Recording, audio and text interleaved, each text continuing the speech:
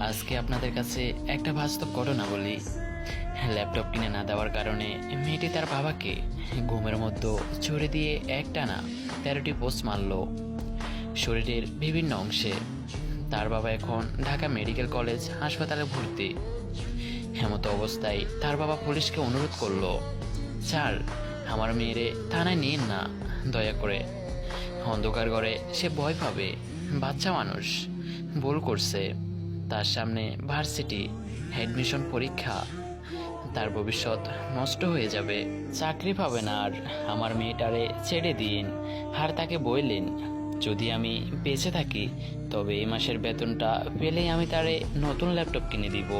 আর যদি মারা যায়, আমার আলমারিতে আমার জমানো 40,000 টাকা আছে, সেটা তার হাতে দিয়ে বললেন তার পছন্দের ল্যাপটপটা কিনে নিতে। সবশেষে আমাকে এটাই শুনতে হচ্ছে, চোখে পানি চলে আসছে। আজও কি পৃথিবীতে এমন মেয়ে আছে? এখন আমি বলতে বাধ্য, সত্যি পুরুষের ভালোবাসা খুব ভয়ঙ্কর সুন্দর।